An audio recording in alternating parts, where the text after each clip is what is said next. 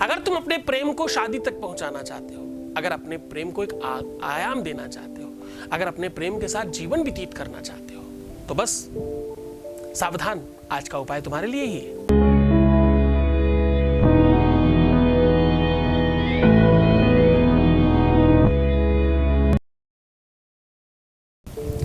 नमस्कार दर्शकों, मैं हूं आचार्य सतीश अवस्थी और आपका बहुत स्वागत करता हूं। रोज लगातार बार बार हर बार कुछ अच्छा होने की वजह से हिम्मत है कि आपका हम कुछ काम बेहतर कर पा रहे हैं। तो आज की चर्चा शुरू करते हैं। आपके अपने जीवन में अगर गांठ पड़ रही है, अगर आपके जीवन में कटुता आ रही है, अगर आपके जीवन में शत्रुता आ रही है, अगर आपके जीवन में दुख का पहाड़ टूट रहा है, अगर आपके अपने जीवन में कोई भी रिलेशन वो चाहे कोई भी हो, टिकता नहीं है, हर रिलेशन छूट जाता है, बार बार हर बार आपका दिल टूटता है और आपको कोई समझ नहीं पाता, अगर आपको सिर्फ और सिर्फ पहली बार किसी से सच्चा प्यार हुआ है, अगर आपके अपने जीवन में बहुत सारी अस्त व्यस्त चीजें होने के बाद पहली बार कहीं वास्तविक सिचुएशन में आपका दिल आया है, तो बस आज का दिन आपका है। आज हम चर्चा करने वाले हैं कि सारी की सारी व्यवस्थाओं को कैसे संपादित करें और कैसे ठीक करें।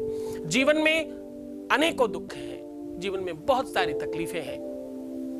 उन सारी तकलीफों के बीच में जब एक और तकलीफ इंटर करती है जिसका नाम है दिल का दर्द, हृदय का, अंदर की आत्मा जब कचोटती है, आपको कुछ नहीं दिखता। सच मानो खाना पीना, उठना बैठना, सोना जगना सब बेकार लगता है। ऐसे समय पर अपनों से बात करने का भी मन नहीं करता। एकांत और शायद कोई व्यक्ति अंदर की ओर जब प्रवेश करने की दशा में जाता है, वो शायद यही दशा होती है। एक वेदना है जिसका नाम विरह वेदना है। उस वेदना का कष्ट विश्व में कोई सह नहीं पाया। बड़े बड़े महात्मा, अमलात्मा, सिद्धात्मा, वो सब विरह वेदना में अपने आप को खो बैठे। वो जो थे वो नहीं रह पाए। कोई संन्यास्त हो गया, कोई गृहस्थ से जंगल चला गया, किसी ने कुछ कर लिया।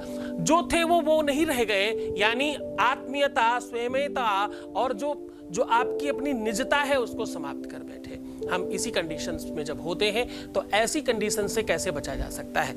एक ऐसी औषधि, एक ऐसा उपाय, एक ऐसा सॉल्यूशन आज आपके सामने साझा कर रहा हूं जो आपके अपने जीवन को त्वरित ठीक करेगा। आपने सुना होगा कि जब भी कोई बड़ा पूजा होता है, चाहे वो किसानों के घर हो, चाहे बड़े उच्च व्यापारी के घर में हो, तो उसमें ईख यानी गन्ने का प्रयोग जरूर किया जाता है किसी न किसी रूप में। चाहे गन्ने से बना हुआ गुड़, चाहे गन्ने से बनी हुई चीनी और चाहे साक्षात गन्ना, इसके बगैर हमारा जीवन नहीं चलता। बिना चीनी, बिना गुड़ के, बिना गन्ने के प्रयोग से लाइफ चलना बहुत मुश्किल है।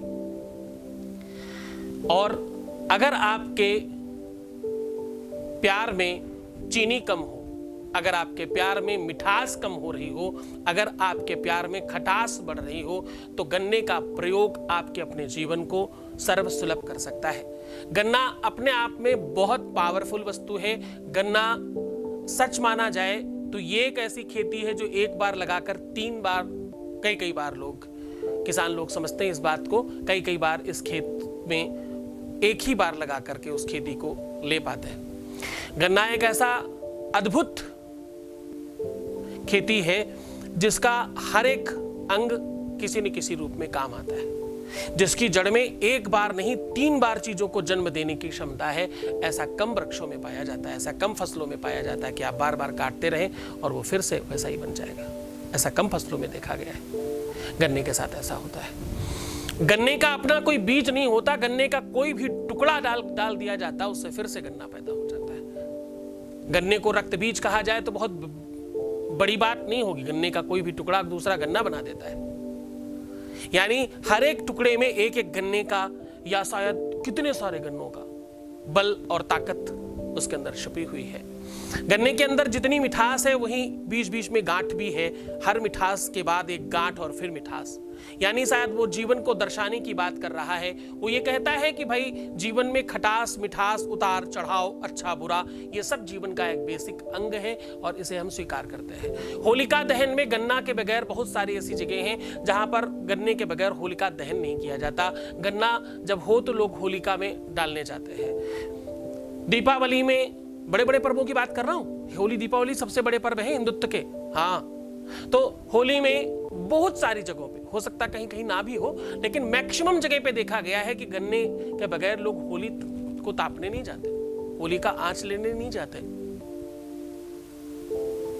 दीपावली में लक्ष्मी पूजन होता है, उसमें बिना गन्ने की पूजा कंप्लीट नहीं होती, ईख चढ़ानी पड़ती है, क्योंकि शक्रात खंड खाद्यानि ददक्षिणुघृतानि च आहारोद्भक्ष भोज्यम च नैवेद्यम प्रतिगृह्यताम्, ऐसा बोलते हैं संस्कृत में कि ईख नैवेद्य का समुचित आहार है माता लक्ष्मी का।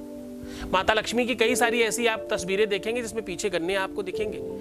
दुनिया में बहुत सारे ऐसे पर्व हैं जिसमें गन्ना बहुत, महाराष्ट्र में, आसाम में, उड़ीसा में, कलकत्ता में, साउथ में, सब एक जगह पे, पूरी के पूरे हिंदुस्तान में गन्ने के बड़े सारे प्रयोग हैं। गन्ने को बहुत सारे पर्वों में सम्मिलित किया जाता है और हमारे निजी लाइफ में तो रोज ही गन्ने का प्रयोग होता है किसी न किसी रूप में।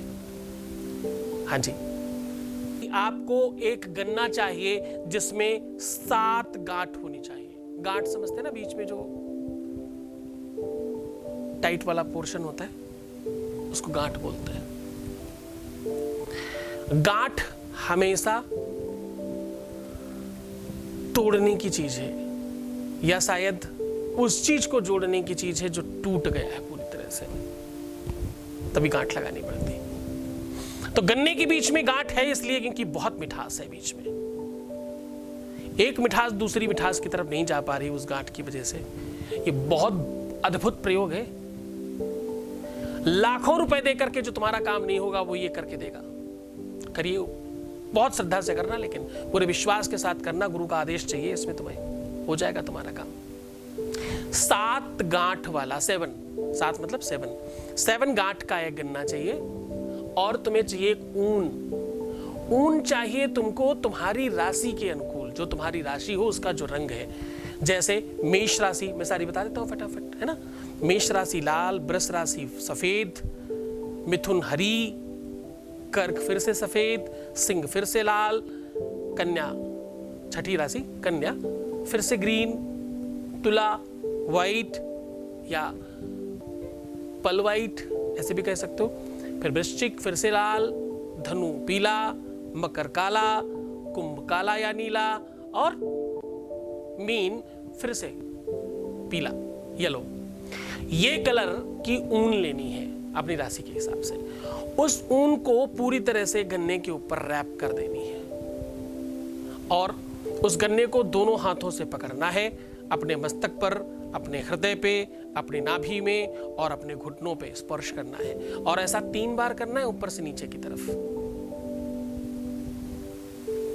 और अपने ऊपर से ऐसा करने के 3 बार उतार लीजिए और कहीं भी बहते हुए जल में, कुएं में, तालाब में या कैसी भी जगह अगर आप डाल दें, अगर आपके पास कुछ भी ऑप्शन नहीं है तो आप कहीं वीराने में डाल सकते हैं या जमीन में दबा सकते हैं। देखो, जो उपाय जैसे होता वैसे ही करना पड़ेगा। आपके पास पानी नहीं है, जल नहीं है, ऐसी कोई चीज़, तो उसका अल्टरनेट यही हो सकता है कि आप जमीन में दबा दें। ऐसा करने से आपको त्वरित लाभ होता है, इमीडिएट लाभ होता है। पहले दिन से इसका फर्क देखा गया है और बहुत अद्भुत प्रयोग है।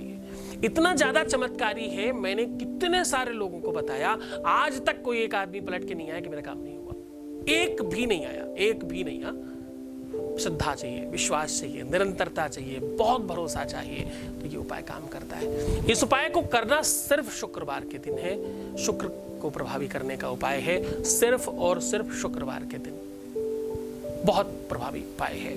और हाँ, इसको करना सूर्योदय के पहले या सूर्यास्त के बाद। सूर्य से इसकी दुश्मनी है। ऐसा करने से आपका जीवन बेहतर होगा। भगवान आपको खूब प्रसन्न करे, खूब आनंदित करे, तुम्हारी हर तरीके की लाइफ ठीक करे, तुम्हें खूब प्रसन्न रखे, तुम्हारी लाइफ में कभी कोई तकलीफ ना आने पाए, तुम्हारा हर कुछ बहुत अच्छा हो जाए। नमस्कार।